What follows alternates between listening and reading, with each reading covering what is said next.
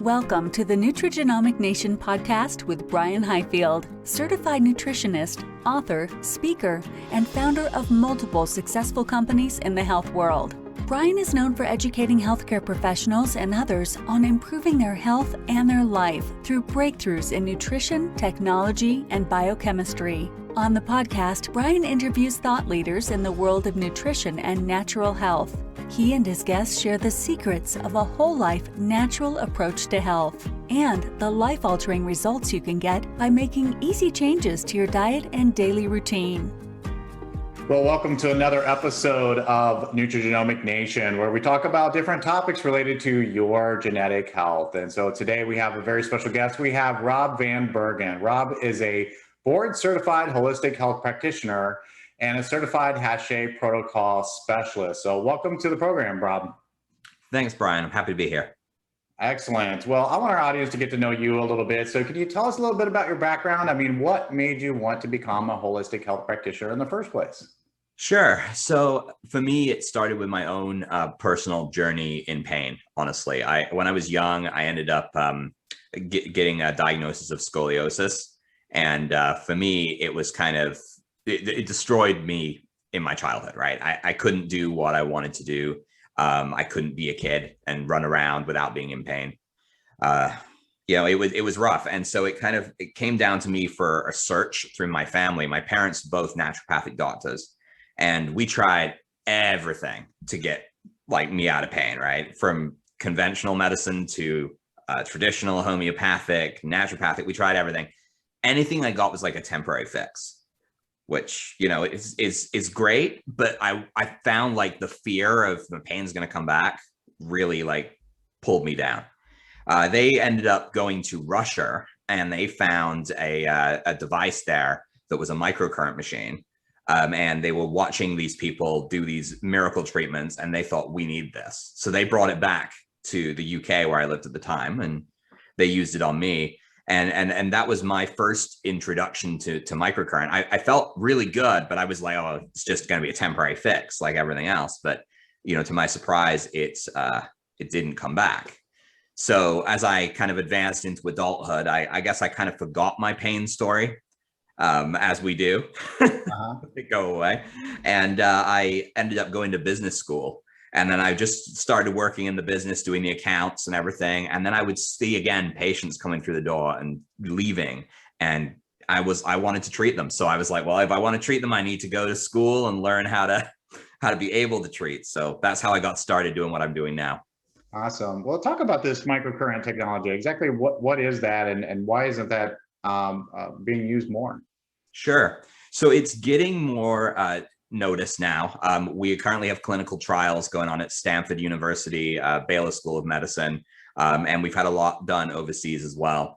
But microcurrent is essentially already in your body. So it is your nervous system communicates through electrical signals that pass through the nerves. And those are a microcurrent. They're very, very small electricity. So microcurrent technology is using body-friendly signals to kind of tap into the body's nervous system and actually trigger healing or anti-inflammatory, any kind of response that the body's system will trigger, you can turn off or on. So you can initiate repair, you can accelerate repair. So it's really just taking your body's natural ability to heal and amplifying it. So, we always, when we're young, we get sick or we get injured and we repair so quickly. And then as we age, we lose that ability. As our cells slow down, we get scar tissue, which blocks communication. And the microcurrent technology is like a remote control to take charge of the system. All right. And so what are the applications for that? Is it just pain, or does it have a wide array of different applications? So according to the FDA, it's just pain. So we focus a lot on pain in public marketing there. But a lot of the studies have been on healing non-healing wounds, stimulating the vagus nerve to shut down inflammation in the body, deal with digestive system issues, autoimmune disease. So really, it's become a very kind of all-encompassing protocol, but it also kind of falls into different categories across the world. In Europe, microcurrent is far more accepted than it is here in North America. So we have in Europe, our clearances are, neurofeedback. You can stimulate the brain to alter brain waves. You can stimulate the vagus nerve. You can enhance sleep. You can work on depression. You can do all of these different things there. In fact, they even teach in Russia and in Germany, they even teach microcurrent in medical school as a typical treatment. It's very much more common there. So it's just, the applications are kind of boundless, but it really alters depending on whereabout you are in the world as to what you're legally allowed to do. So who's a candidate for this? Are these people that have just tried different things to address their pain? They haven't found the right thing yet. I mean, what type of people are you seeing that's coming in that are seeking this microcurrent therapy as a solution for them? Right. So a lot of the time it's people that have been kind of run through the meat grinder of the medical system. They've been in chronic pain, they've gone on medications, and they've then been taken off of the medications because it's not unsafe for them to stay on them any longer, and the pains come back. A classic example of that is like rheumatoid arthritis. You get the methotrexate, sort of shuts down your immune system, seems normal, but in 10 years' time, the damage it's done means you've kind of shot yourself in the foot to get through it, and feel a bit better for a while. So those are the most common people we see, but we really see that, it's anyone that is in pain or is sick can benefit in some way from this. If you have anxiety, right, it's all connected to pain. It's all connected to sickness. You can treat all of these things because it's your body's healing system. There's very few things our body is incapable of healing. So we just kind of look at that cyclically. I wish more people knew about it and were willing to give it a try, because it's almost miraculous to see. So how does this fit into the Hache protocol? I mean, what's the Hache protocol and how's that related to the microcurrent therapy? Sure. So I mentioned my parents are naturopaths and have been for years. And for them, that's the classic stuff that you do when you're treating patients is you work on their nutrition, their stress levels, make sure that they're exercising somewhat if they ever want to recover and maintain that muscle mass and circulation. And you got to make sure they're sleeping well. Those are the kind of the cornerstones of health. So the Hache protocol incorporates all of those things. And then we also add microcurrent as well. So while we find that microcurrent by itself can maybe take something 80% of the way there to the finish line, there's often barriers we come up with along the way. And that's when we find out this person doesn't sleep properly. We need to get them sleeping. Maybe they're eating something they're allergic to. So it all comes down to that holistic health system. And that's really what the Hache protocol is all about. Awesome. And your website talks about, you have an autistic son and we know, everyone knows someone, I believe that has a family member who may be autistic. And so how has this helped him, and how can it help other folks that may have autism? Sure. Yeah, I think we didn't realize James was autistic until he went to school. And I think we were just like, well, this is normal kid stuff. His teacher picked up on it pretty quickly. So you can imagine the surprise in our first parent teacher meeting in kindergarten, where it's like, we're like, well, we think he's doing great. And she's like, not so much. So that was a shock. It took a lot of adjustments. James has always been really sensitive. I think a lot of people with autism have extremely hypersensitive sensory systems. Things like, walking in the snow, he couldn't stand it if the snow wasn't clearly white. It was like touching it would, and getting bumped on the playground where it would normally just be an ow and a cry could sound like he's broken a limb. So for James, I've used microcurrent as a way to kind of calm his nervous system down. So before school every day, I stimulate his vagus nerve, calm his system down, and do it again in the evening, because he's like walking around with this cup full of water that's filled to the brim, and a little bump and it spills over and everything is ruined for him. So it's been an interesting experience to incorporate that in there for something that isn't just pain. And I have ended up having a lot of people actually contact me about that and follow the same kind of plan, keep their systems calm.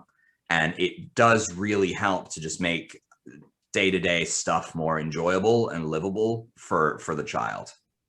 Awesome.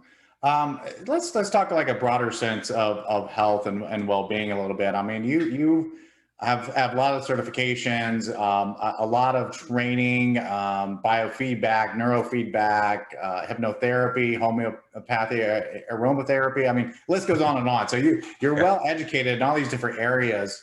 What are some things that our audience may be surprised about, as some discoveries you made in your training about what impacts their health and what they can do to really maximize their health? Sure. Yeah. No, I think one of the number one things that people don't really realize is that there is a negative effect of negative thoughts, of huge negative effect. And we call that the nocebo effect. So everything that we treat with all of these different modalities that I have learned have some level of working on the mind. And it's getting the mind to calm down and stop thinking. Everyone knows what the placebo effect is. Mm-hmm. You know, we take something that's not really a medication, but we think it is, and we get better. The nocebo effect is the opposite of that.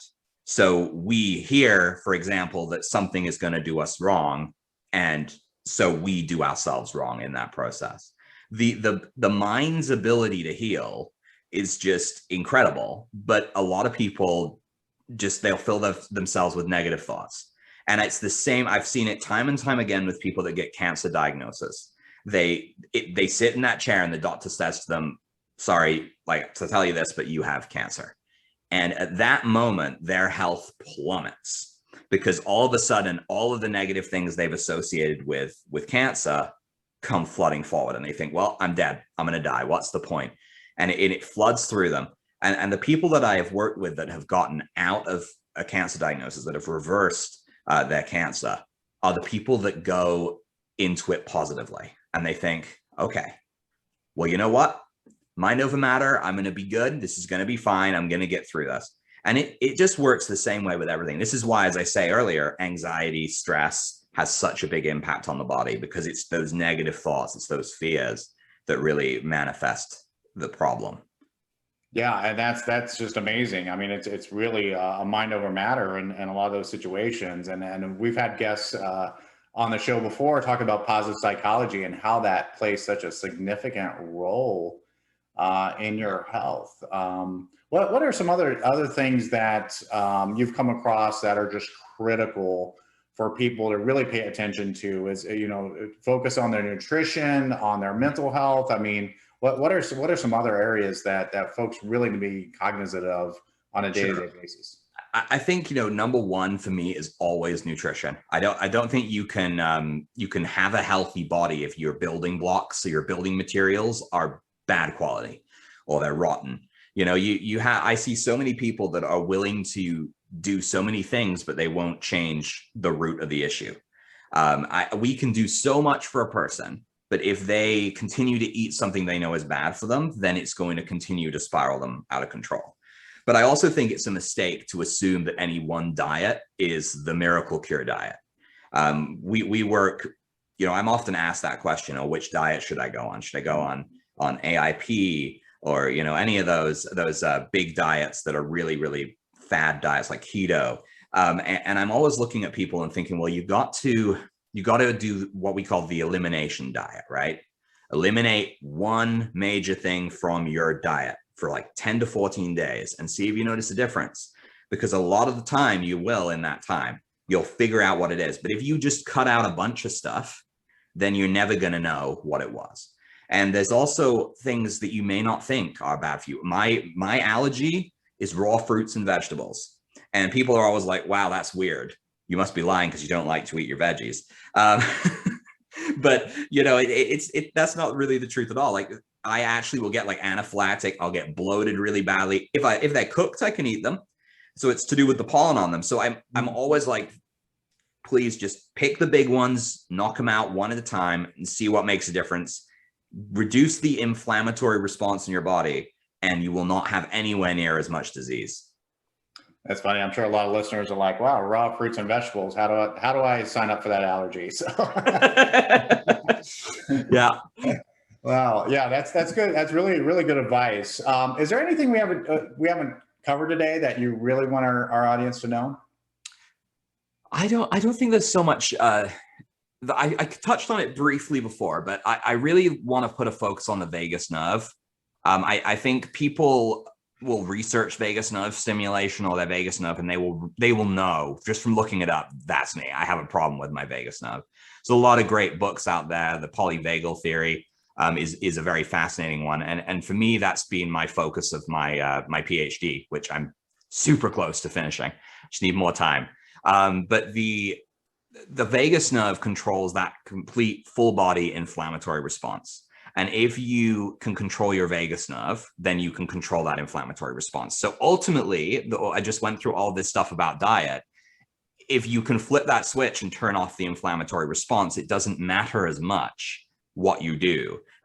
And so the patients we see that stimulate their vagus nerve 3-4 times a day for a couple of minutes, they're the patients that can turn around things like ulcerative colitis, Crohn's disease, rheumatoid arthritis, anything that is inflammatory that's filling the body, you can shut that down. And I encourage people to do some research there and just sort of see if they think vagus nerve problems may be something to do with their issue. Awesome. Good stuff. So where can audience go to learn more about microcurrent therapy or your practice, or just to connect with you? Sure. So I recommend that they check out our website, www.painfreeforlife.com. Nice and easy. And you can look us up on Facebook as well. We have a phenomenal support group with a lot of practitioners that are more than willing to give free advice as to what might be going on in your body. And it's a great introduction to not only microcurrent, but kind of all aspects of natural health.